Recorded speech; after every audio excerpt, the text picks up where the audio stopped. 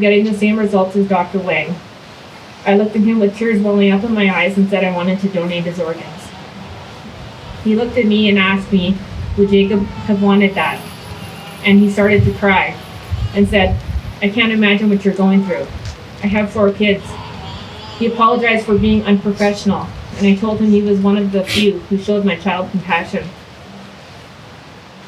The other doctor came in, and by 1:30 they completed the test and told me that my boy's brain had indeed died, and so Jacob had died.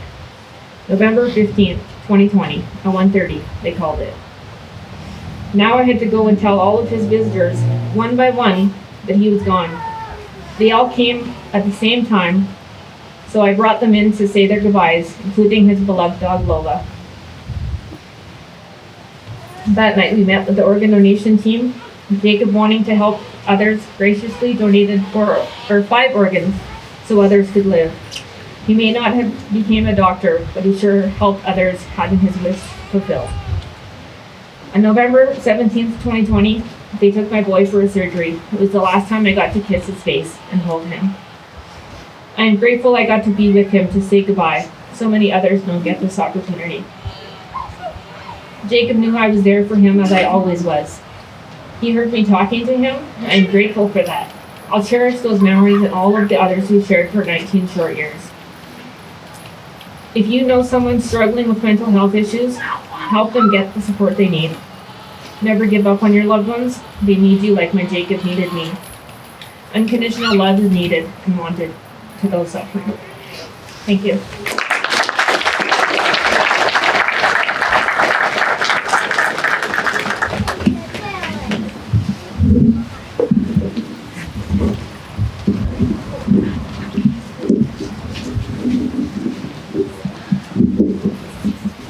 Thank you, Cheryl.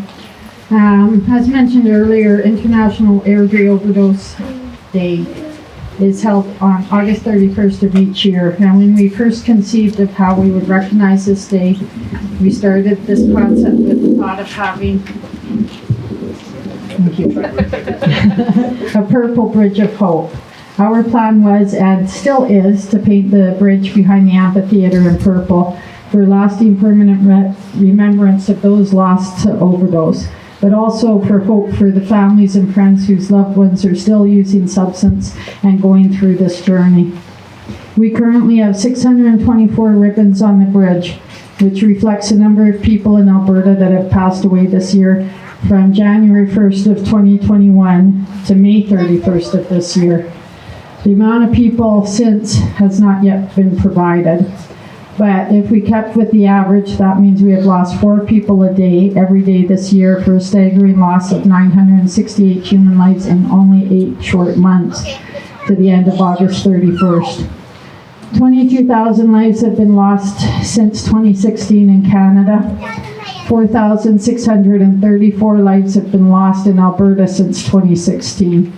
We need to get the awareness out so that changes can be made.